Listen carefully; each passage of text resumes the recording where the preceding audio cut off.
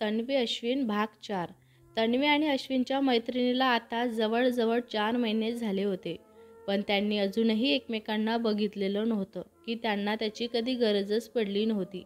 तन्वीची सकाळी अश्विनच्या गुड मॉर्निंगच्या मेसेजने सुरू होत होती आणि शेवट गुड नाईटच्या मेसेजने होत होती. आता दोघांनाही एकमेकांची सवय झाली होती. तन्वीचा चेहरा नुसता अश्विनचे नुसतं नाव ऐकताच खुलून निघत होता. तो जवळ नसतानाही त्याच्या जवळ असण्याची अनुभूती तिला होत होती. एकदा तन्वी घरी बसून लॅपटॉपवर आपल्या ऑफिसचे काम करत असताना अश्विनचा फोन येतोच. ती काम बाजूला सोडून आधी त्याचा फोन घेते आणि त्याच्यासोबत बराच वेळ बोलत बसते. अश्विनसोबत बोलताना तिच्या चेहऱ्यावरील आनंद बघून प्रिया मनातच म्हणाली, खरंच किती खुश आहे तन्वी. एवढा आनंद, एवढे समाधान मी तिच्या चेहऱ्यावर कधीच बघितलेले नाही. काय असेल यांच्या मैत्रिणी की त्यापेक्षा जास्त काही असेल तर काही सांगू शकणार नाही. चांगले ओळखते मी तिला. अश्विनसोबत बोलून होताच तन्वी परत आपल्या कामाला लागते. त्यावर प्रिया मुद्दाम घसा साफ केल्याचा आवाज करते.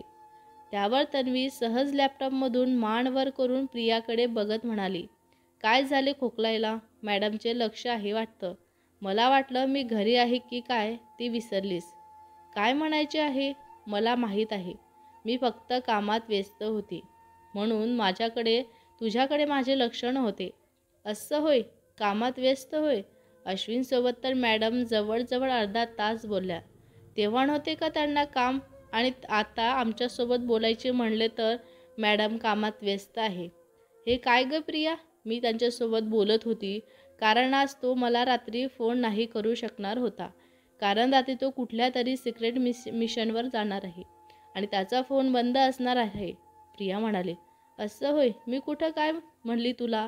काही बोलली का? आताच तर बोलली. एवढी मला त्याचं काय? अगं तुला राग आला की काय? मी तर तुझी मजा घेत होती.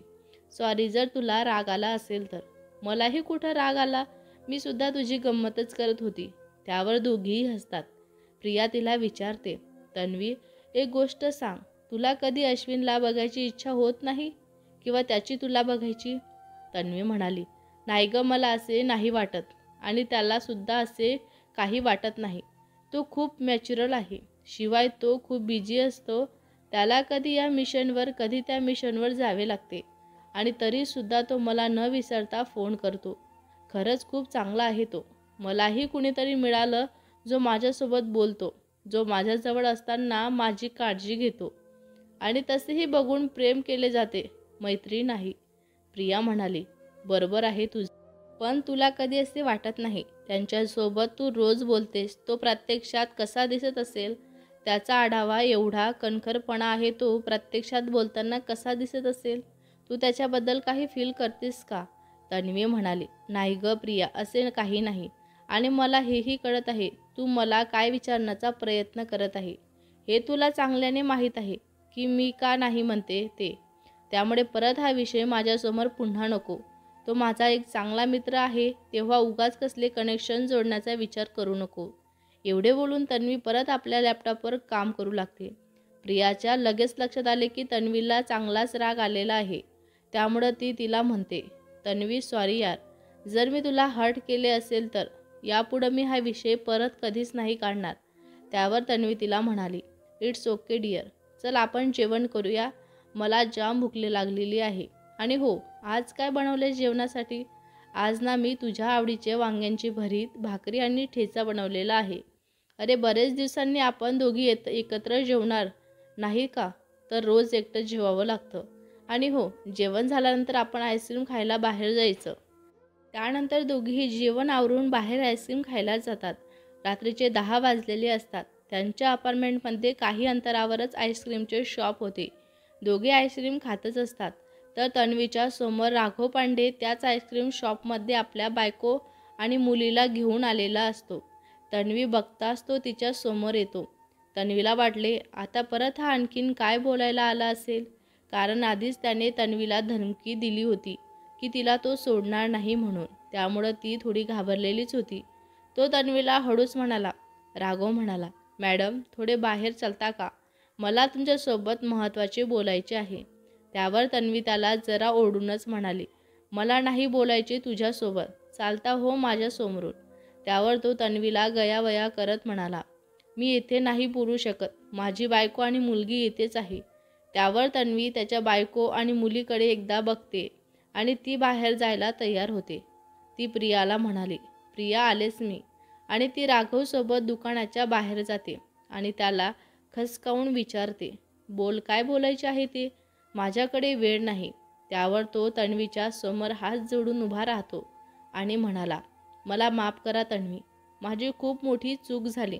मला माहिती नव्हते तुमच्या एवढ्या मोठ्या लोकांसोबत ओळख्या आहेत. तन्वी म्हणाली, ओळख्या आणि तेही माझ्या? तुझे डोके वगैरे फिरले तर नाही ना? राघव म्हणाला, मी तुम्हाला धमकी देऊन गेलो आणि मी सुटाने पेटून उठलो, कारण तुमच्यामुळं माझा जो काही अपमान झाला होता त्याचा मला तुमच्यासोबत बदला घ्यायचाच होता. मी तुमच्यासोबत काय करू की ज्यामुळं तुमचा माज कमी होईल असा मी विचारच करत होतो की माझ्या दरवाजावरची बेल वाजली. दार उघडतं तर माझ्यासमोर पोलीस उभे होते. ते मला पकडून सरळ पोलीस स्टेशनमध्ये घेऊन गेले आणि मला त्यांनी खूप मारलं. मी त्यांना त्यांचे कारण विचारले तर ते म्हणाले, तू तन्वीसोबत असा कसा दुर्व्यवहार केला? आधी मला वाटले की तू माझी पोलीस कंप्लेंट केली असणार. नंतर मी त्यांचे बोलणे ऐकले तर समजले, कंप्लेंट तू नाही तर कोणीतरी मोठ्या IPS ऑफिसरने केली होती. त्यामुळे मला पोलीस पकडून घेऊन गेले होते. त्यानंतर मी त्यांना खूप गयावया केली की मला सोडा, मी परत असे नाही करणार. त्यांच्यातील एका पोलीस ऑफिसरने त्याच IPS ऑफिसरला फोन लावला आणि त्याने मला तुला हात जोडून माफी मागायला लावली. मी तुला माफी मागायला तयार झालो, त्यामुळं त्यांनी मला सोडले. तन्वी म्हणाली, त्याने तुला त्यांचे नाव सांगितले का? राघव म्हणाला, नाही, मला त्यांचे नाव माहीत नाही, पण मला एवढे कळले की तो तुझा कोणीतरी खास आहे जो तुझ्यासाठी काहीही करू शकतो. मला परत माफ कर, मी यानंतर तुझ्या मार्गात परत कधीच येणार नाही. एवढे बोलून तो तिथून निघून गेला आणि तन्वी मात्र विचारातच पडली. तो IPS ऑफिसर नक्कीच अश्विन असेल, पण त्याने असे का केले तेही मला न सांगता त्याला फोन करून सगळे विचारते. ती आज जाते आणि प्रियाला घेऊन घरी जाते. रस्त्यात ती अनेक वेळा अश्विनला फोन करते, पण त्याचा फोन बंद दाखवतो. तन्वीला असे बेचैन बघून न राहून प्रिया तिला विचारतेस, काय झाले तन्वी, तू अशी का सारखी सारखी कुणाला फोन करतेस आहे? अश्विनला का? जर त्याला तू फोन करत असेल तर तो फोन उचलणार नाही, कारण तू सांगत होतीस ना की तो मिशनवर आहे. आता मला तरी सांगणार आहेस ते काय झाले ते? त्यावर तन्वी डोक्यांवर हात मारत म्हणाली, अरे मी तर विसरलेच होती. काही नाही ग, तो मगाशी माझ्यासोबत आईस्क्रीमच्या शॉपमध्ये जो व्यक्ती बोलला ना त्याचे नाव राघव पांडे असे आहे आणि त्याने माझ्यासोबत दुर्व्यवहार केला असे म्हणत तन्वी प्रियाला जे झाले ते सगळे सांगते. त्यावर प्रिया तन्वीला म्हणाली, मग तुला तर अश्विनला थँक्स म्हणायलाच पाहिजे ना, त्याने तुझी एक प्रकारे मदतच केली. पुढे जाऊन त्या पांड्याने जर तुझ्यासोबत काही बरं वाईट केले असते तर, पण आता तो तुझ्या सावलीलाही उभा राहणार नाही. अगं तू लकी आहे, अश्विनसारखा एवढा मोठा IPS ऑफिसर तुझा मित्र आहे आणि ज्याला तुझी एवढी काळजी पर्वा आहे. जेव्हा तू जर त्याला फोन करत असतील तर थँक्स म्हणण्यासाठी कर, नाही की कंप्लेंट करण्यासाठी. त्यावर तन्वी प्रियाला म्हणाली, बहुतेक तू बरोबर बोलत आहेस. त्याने पांडेला वळणीवर आणून माझी मदतच केली आणि मदतीसाठी धन्यवाद असतो, तक्रार नाही. बरे झाले तू मला समजावून सांगितले, नाहीतर मी त्याला खूप बोलणार होती. प्रियासोबत बोलतच असताना तिच्या मोबाईलवर अश्विनचा फोन येतो. त्यावर तन्वी त्याला विचारते, अश्विन, तू राघवला मला माफी मागायला पाठवले होते ना? मला कळलंय तो IPS ऑफिसर तूच आहे, जो माझ्यासाठी दुसऱ्या शहरात असून सुद्धा माझी मदत करतोय. खरंच मी खूप लकी आहे की तू माझा फ्रेंड्स आहेत. अश्विन म्हणाला, बस बस, आता एवढे पण कौतुक करू नकोस. त्यानंतर तन्वी अशीच अश्विनसोबत बोलत बोलत घरी जाते. तिच्यासोबत प्रिया आहे हे सुद्धा ती विसरते. प्रिया मनातच हसत म्हणाली, देवा तुझे खूप खूप आभार, शेवटी तू तन्वीसाठी कुणाला तरी पाठवलेस, तिला साथ देण्यासाठी. असे दिवस मागून दिवस जात होते. अश्विन आणि तन्वीची मैत्री आणखीन घनिष्ठ होत होती. जिथे तन्वीच्या मनात अश्विनसाठी मैत्री पलीकडं काहीच नव्हते, पण अश्विनच्या मनात तन्वीला घेऊन मैत्रीपेक्षा खूप जास्त होते, ते म्हणजे प्रेम. तो तन्वीवर आता प्रेम करायला लागलेला होता. एकदा बऱ्याच दिवसांनी अश्विन आपल्या मित्रांसोबत छोट्याशा गेट टुगेदरसाठी गेलेला असताना त्याला तन्वीसोबत बोलताना त्याचा मित्र अमितने त्याला पाहिले आणि त्याला तो तन्वीबद्दल विचारू लागला. त्यावर तो म्हणाला, काय यार अश्विन, तू एका मुलीवर प्रेम करतोय आणि मला तू साधं सांगितलंसुद्धा नाही. मला वाटतंय ती मुलगी खरंच खूप खास असेल, जिच्यावर एवढा मोठा ऑफिसर आपला हृदय हरवून बसलाय. त्याच्या नुसत्या एका नजरेने हजारो मुली घायल व्हायच्या. तो खुद IPS ऑफिसर अश्विन दामोदर एका मुलीला आपले काळीज देऊन बसलाय. काय मग, कधी भेट होणार आम्हाला आमच्या होणाऱ्या वहिनीला? त्यावर अश्विन हसत त्याला म्हणाला, त्याआधी मला तर भेटू दे. मला तिच्या मनात मला घेऊन काय विचार आहे याचा ठाव तर घेऊ दे. म्हणजे तू तिला न भेटता तिच्यावर प्रेम करतोय?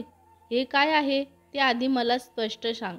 त्यावर अश्विन त्याला तो तन्वीला कधी आणि कसा भेटला ते सांगतो. अश्विनची अशी अनोखी लव्ह स्टोरी ऐकून त्याची कुतूहल वाढते आणि तो त्याला म्हणाला, बॉस, तुला मानायलाच पाहिजे. जिथे आमच्यासारखी मुलं न बघता साधा एक ड्रेससुद्धा पसंत करत नाही आणि तू चक्क एका मुलीच्या प्रेमात पडला, ते सुद्धा न बघता. पण मित्रा, जर ती तुला जशी भासते सुंदर देखणी, जर ती प्रत्यक्षात तशी नसलीस तर, ती सावळी आणि जाडजूड असली तर मग काय करशील? तू तिच्यावर प्रेम करशील? अश्विन म्हणाला, हो अमित, मी तरीही तिच्यावर प्रेम करेल. कारण ती कशीही असली तरी माझ्यासाठी स्पेशल आहे. तिच्या नुसत्या आवाजाने मला आपलेपणा वाटतोय. तिच्या गोड आवाजाने ऐकला की माझी कितीतरी टेन्शन दूर होते. कामाचा ताण कसा काय गायब होतो ना ते मला कळतच नाही. अमित म्हणाला, बरं मग जर तू तिच्यावर प्रेम करतोय तर तू तिला का सांगत नाही की तू तिच्यावर प्रेम करतोय ते? अश्विन म्हणाला, तिला मी फोन करून नाही सांगू शकत. जर तिने मला नकार दिला तर मी तिच्या मैत्रीही गमावून बसेल. म्हणून घाबरतोय. मी तिला लवकरच भेटणार आहे. तशी तिलाही मला भेटायची उत्सुकता आहे. बस लवकर आम्ही भेटू आणि मी आपल्या प्रेमाची तिला साथ घालेल. तन्वी ऑफिसमध्ये कामात व्यस्त असताना तिच्या मोबाईलवर अश्विनचा फोन येतो आणि तो तिला म्हणाला, तन्वी, मी तुला 2 दिवस फोन नाही करू शकणार. तन्वी म्हणाली, का रे? अश्विन म्हणाला, मी उद्या एका मिशनवर जात आहे. मी ज्या ठिकाणी जात आहे त्या ठिकाणी फोनची रेंज पण नसणार. तन्वी म्हणाली, अशा कुठल्या मिशनवर जात आहे जिथे तुला 2 दिवस लागणार आहे? अश्विन म्हणाला, अगं मी ATS ऑफिससोबत करत आहे. त्यामुळे तिथे कधी काय होईल सांगता येत नाही. टेररिस्टची इन्फॉर्मेशन मिळालेली आहे. बस या व्यतिरिक्त मी तुला जास्त काही सांगू शकत नाही. तन्वी म्हणाले, अश्विन, तू आपली काळजी घेशील. मला तुझी काळजी वाटते रे. अश्विन म्हणाला, तू माझी काळजी करू नको. मनात एक गोष्ट आहे, तुला एकदा भेटायचे होते ग. जर या मिशनमध्ये मला काही झाले तर आपली भेट अधुरीच राहील. तन्वी म्हणाले, अश्विन, काहीही नको ना रे बोलूस. तुला काहीही नाही होणार. तू आपल्या देशासाठी लढत आहे. त्यामुळं हजारो लोकांचे आशीर्वाद तुझ्या पाठीशी आहे आणि जोपर्यंत आपण भेटत नाही तोपर्यंत तुला काही होणार नाही. अश्विन म्हणाला, बरं मी फोन ठेवतो. मिशनवरून आल्यावर आपण भेटू. तन्वी फोन तर ठेवते पण तिला अश्विनची काळजी वाटू लागते. इकडे अश्विन आपल्या मिशनसाठी जातो. त्याला काही अतिरिक्त शहरांपासून दूर असलेल्या एका बिल्डिंगमध्ये लपून बसलेले आहे अशी माहिती मिळालेली असते. त्यामुळे तो काही फोर्ससोबत घेऊन गुपचूप तेथे पोचतो. तो त्यांच्यावर अटॅक करणार तेवढ्यातच त्याला एक वरिष्ठ अधिकाऱ्यांचा फोन येतो आणि ते त्याला म्हणतात, नाही सर, मी आता येथे एकदा आलो ते परत येण्यासाठी नाही. मी माझ्याजवळ जेवढे फोर्स आहे तेवढ्या फोर्सनीच लढणार. तोपर्यंत तुम्ही काहीही आणखीन फोर्स पाठवा. अश्विन, तू एवढ्या कमी फोर्ससोबत लढा देऊ शकणार नाही आहेस आणि आणखीन फोर्स तिथे पोचायला 2-4 तास तरी लागेलच आणि मी तेथे बंधक असलेल्या लोकांना संकटातून टाकू शकत नाही. तेव्हा तू आपल्या फोर्सला घेऊन परत ये. सर, मी माझ्या टीम आणि माझ्या लोकांना सुखरूप बाहेर काढूनच बाहेर निघेल. प्लीज मला परमिशन द्या. ठीक आहे, पण या मिशनची पूर्ण जबाबदारी तुझी राहील. मी लवकरात लवकर बाकी फोर्स पाठवण्याची तयारी करतो. So best of luck for your mission. जय हिंद. जय हिंद सर. त्यानंतर अश्विन आपल्या बाकी फोर्सला बोलावून ब्रीफिंग देऊ लागतो. तुम्हाला मला सांगायचे आहे, या बिल्डिंगमध्ये जवळजवळ 10 अतिरेकी आहेत ज्यांनी 5-10 लोकांना बंधन केलेले आहे. आपल्या जवळ फक्त 25 जणांची टीम आहे. बाकी फोर्स यायला वेळ लागणार आहे. तर तुम्ही अटॅक करायला तयार आहात का? त्यावर सगळे तयार होतात आणि अश्विन बिल्डिंगच्या आत कसे जाता येईल याचा प्लॅन तयार करू लागतो. बिल्डिंगच्या नकाशांवरून आणि रेकी करून त्याला कळते की बिल्डिंगच्या 305 नंबरच्या फ्लॅटमध्ये एकाच कुटुंबातील 5 जण बंधक आहे आणि सगळे जण एका बेडरूममध्ये बंद आहे. तसेच त्या बेडरूममध्ये एक अटॅच बाथरूम आहे, तर त्या बाथरूममधून सहज त्यांच्यापर्यंत पोहोचता येईल. तसेच सर्व अतिरेकी हॉलमध्ये आहेत. ते सगळे बेसावध बसलेले आहे. त्यांना माहीत नव्हते की पोलीस त्यांच्यावर अटॅक करणार आहेत, त्यामुळे निश्चित पडलेले होते. अश्विनने बाथरूममधून आत प्रवेश करायचे ठरवले. आधी बांधकामांना बाहेर काढायचे आणि नंतर अतिरेक्यांवर अटॅक करायचा असा प्लॅन ठरतो. हुक आणि दोरींच्या साहाय्याने काही जवानवर बाथरूममध्ये पोचतात आणि हळूच बेडरूममध्ये जाऊन एक एक करून बांधकांना बाथरूमच्या खिडकीतून बाहेर काढतात. जेव्हा पूर्ण बंधक बाहेर पडल्याचे कन्फर्म होतात, जवान सरळ बेडरूममधून सरळ हॉलमध्ये बसलेल्या अतिरेक्यांवर हल्ला करतात. त्यातले 4 अतिरेकी ठार होतात, पण त्यातला एक अतिरेकी बाहेरच दार उघडतो आणि पडतो.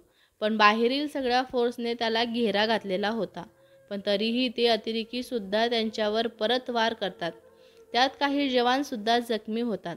अश्विन काही जवानांना घेऊन अतिरेक्यांवर गोळीबार करतो, पण त्या चकमकीत अश्विनच्या खांद्यांवर गोळी लागते.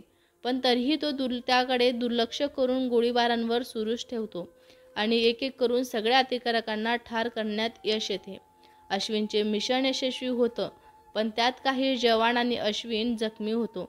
सगळं काही झाल्यावर नवीन फोर्स येते, पण त्याआधीच अश्विनच्या टीमने विजय मिळवलेला होता. अश्विन आणि इतर जखमी जवानांना हॉस्पिटलमध्ये दाखल करण्यात येतं.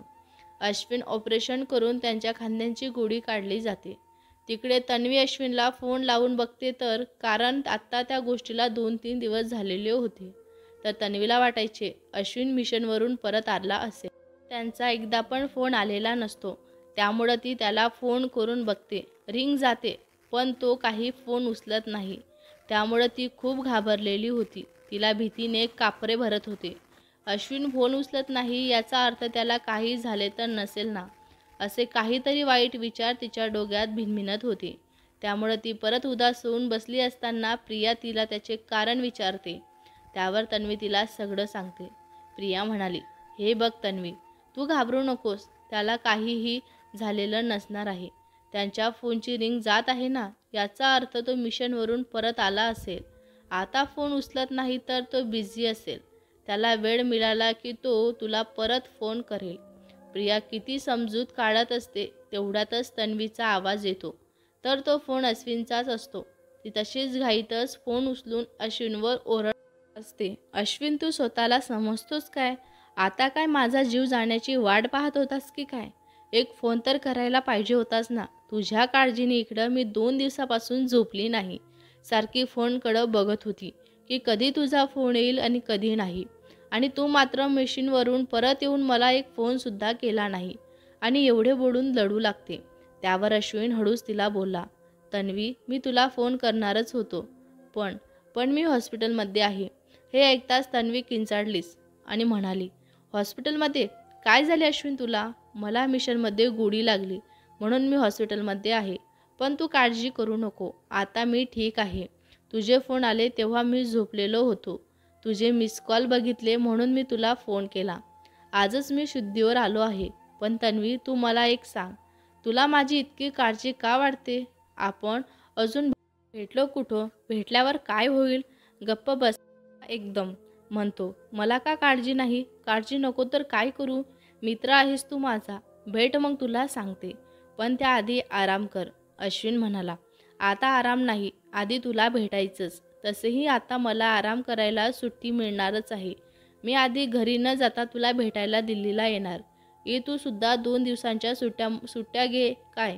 ठीक आहे, मग कधी घेणार आहेस ते कळव मला.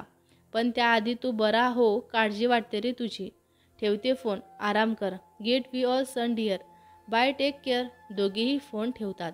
अश्विन हॉस्पिटलमध्ये आराम करत असताना त्याला भेटायला कमिशनर आणि CM येतात. त्यांना असे आपल्या समोर बघून तो उठून बसतो. त्यावर CM त्याला म्हणतात, अरे अरे, जरा सावकाश, तू जखमी आहेस. आम्ही इथे तुझे कौतुक करायला आलेलो आहोत. तू जी कामगिरी केली आहे त्यामुळं तुझे कितीही कौतुक करावे तितके कमीच आहे. कमिशनर मिस्टर शहाने सांगितले की तू अशा पद्धतीने त्या अतिरेक्यांवर अटॅक करून बंधकांना सोडवले. आम्हाला तुमच्यासारख्या तरुण IPS ऑफिसरवर गर्व आहे, ज्याने स्वतःची बुद्धिचातुर्याने सगळ्या जवानांना सुरक्षित परत आणले. Thank you sir. आता तुला आरामाची गरज आहे. तू आराम कर. त्यावर कमिशनर अश्विनला म्हणतात, थँक्स सर मला सुट्टी देण्याबद्दल. तसेही बऱ्याच दिवसापासून घरी गेलोच नाही. आता घरी जायला मिळेल. त्यावर कमिशनर आणि CM म्हणाला आणि अश्विनसोबत हँडशेक करून निघून जातात. तसाच अश्विन तन्वीला फोन करतो आणि तिला बोलतो, तन्वी माझी सुट्टी कन्फर्म झाली आहे आणि मी उद्याच तुला भेटायला दिल्लीला येत आहे. तेव्हा तू सुद्धा आपल्या सुट्टीबद्दल तुझ्या बॉसला सांगून ठेव. तन्वी म्हणाली, खरंच तू उद्या येत आहे? मला तर विश्वासच बसत नाही आहे की आपण इतक्या दिवसांनी एकमेकांना समोरासमोर बघणार आहोत. मला तर काय करू आणि काय नाही असे झालेले आहे. अश्विन म्हणाला, हॅलो काही करू नको, फक्त मला भेटायला एअरपोर्टवर वेळेवर ये म्हणजेच झाले. मी उद्या सकाळच्या फ्लाईटने येणार आहे. तन्वी म्हणाली, ठीक आहे अश्विन, तू फक्त ये, मी तुझ्या येण्याची सगळी तयारी करून ठेवते. चल ठेवते फोन लवकर, माझ्याकडे फारच थोडा वेळ आहे. Oh my good, I am very excitement to meet you. मी सुद्धा. शेवटी तो दिवस उद्या येणार होता. मी तुला बघेल आणि तू मला. दोघेही हसतात आणि फोन ठेवतात. तन्वी म्हणाली, आपले ऑफिसचे काम पटापटा आटपून आपल्या बॉसला 2 दिवसाची सुट्टी मागते आणि तसेच घरांकडे वळते. तिला कधी एकदाचे घरी जाते आणि कधी प्रियाला ही गुड न्यूज देते असे झाले होते. घरी पोचताच प्रियाला पकडून गोल गोल गिरक्या घेऊ लागली. प्रियासुद्धा हसत म्हणाली, हो मला समजले आहे, तू खूप आनंदात आहेस, पण असे झाले काय आहे? तन्वी म्हणाली, अगं प्रिया, उद्या अश्विन मला भेटायला इकडे येत आहे म्हणून मी इतकी खुश आहे. शेवटी आमची भेट होणारच. प्रिया, कसा असेल ग तो दिसायला? गोरा की सावळा, जाडजूड की वेल मेंटेन, हँडसम असेल की सर्वसाधारण? मला तर खूप उत्सुकता लागून राहिलेली आहे.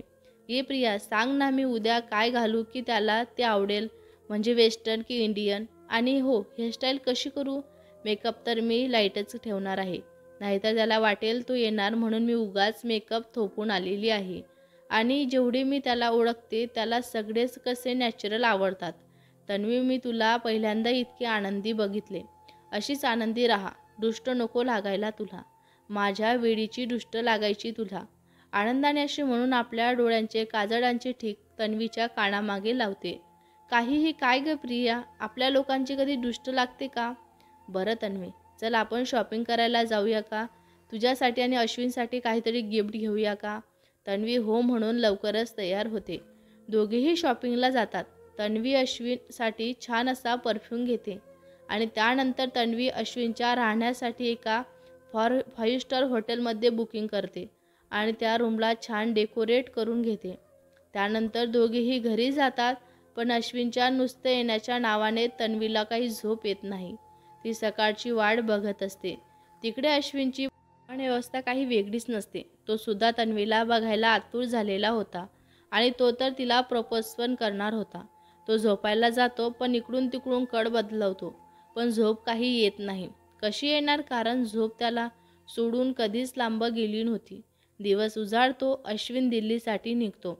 पण निघण्याआधी तन्वीला फोन करतो, पण ती काही त्याचे फोन उचलत नाही. म्हणून मग तो तिला मेसेज करतो. तन्वीला उशीर डोळा लागल्यामुळं तिला सकाळची जाग येत नाही.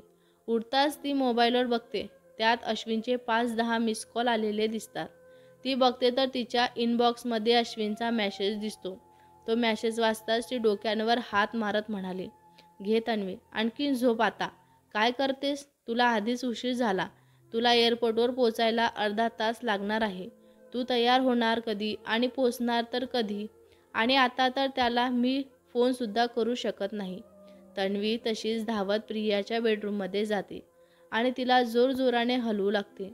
प्रिया उठ ना पटकन, अगं खूप वेळ झालेला आहे. प्रिया डोळे चोलत म्हणाली, वेळ झाला तर मी काय करू? तू आवर पटकन आणि जा. मला झोपू दे. तसंही आज माझा ऑफ आहे. तन्वी म्हणाली, ऑफ वगैरे काही नाही. तुलाही माझ्यासोबत यायलाच आहे, समजले का? चल उठ लवकर. प्रिया म्हणाली, हे नाटक आहे यार, तो तुझा मित्र आहे, तो तुला भेटायला येत आहे, तर मग मी का म्हणून यायचे? तू जा आपली आपली. तन्वी म्हणाली, हे काय ग, मैत्रीण म्हणतेस आणि स्वतःला मग काय माझ्यासाठी एवढे सुद्धा नाही करणार का? चल ना ग माझ्यासोबत. प्रिया म्हणाली, बरं बरं चल, ती उगाच सेटी नको होऊ, जा तयार हो, आधीच वेळ झालेला आहे. तन्वी तिला मिठीत घेत म्हणाली, डॅश लाईक माय बेस्ट फ्रेंड. चल चल, आता जास्त लाडात येऊ नको. दोघेही तयार होतात आणि एकमेकींकडे बघतात, तर दोघीही डोक्यांवर हात मारतात आणि म्हणतात, हे काय, दोघींनीही सेम कपडे घातले, आता तो कसा काय ओळखणार यातली तन्वी कुठली ते? त्यावर प्रिया म्हणाली, मला नव्हते माहिती की तू सुद्धा ब्ल्यू डेमी आणि व्हाईट टॉप घालणार आहे ते. थांब, मी पटकन जाऊन चेंज करून येते. नाही नाही, राहू दे आता, आधीच बराच उशीर झालेला आहे. एवढा तो पोचलाच असेल, पण चल आपण पटकन निघूया आता. त्यानंतर त्या दोघी एक कॅब बुक करतात आणि एअरपोर्टवर पोचतात. तन्वी अश्विनला फोन करून बघते, पण त्याचा फोन बंदच दाखवतो. तशी चौकशी करायला आज जात विचारते की लंडनची फ्लाईट आली की नाही का. त्यावर तिला कळतं की फ्लाईट येऊन अर्धा तास झालेला आहे. हे ऐकताच तन्वी थोडी बेचैन होते आणि प्रियाला म्हणाली, यार फ्लाईट कधीची चाललेली आहे, पण मग अश्विनचा फोन अजूनही का बंद दाखवत आहे? तेवढ्यातच तन्वीचा फोन वाजतो, तर तो अश्विनचा असतो. तो तिला बोलतो, सॉरी तन्वी, फोन बंद होता माझा. अगं फोनची बॅटरी डाऊन झाली होती, फोन चार्ज करत होतो. बरं ते सोड, तू कुठं आहेस? म्हणजे मी तुला कसे काय ओळखू? मी ब्ल्यू डेमीज आणि व्हाईट टॉप घातलेले आहे. अश्विन म्हणाला, ओके ओके, मला दिसली आहेस तू, मी येत आहे. तन्वीला वाटले, हा मला कसा काय ओळखू शकतो, कारण मी आणि प्रियाने सुद्धा सारखे कपडे घातलेले आहे.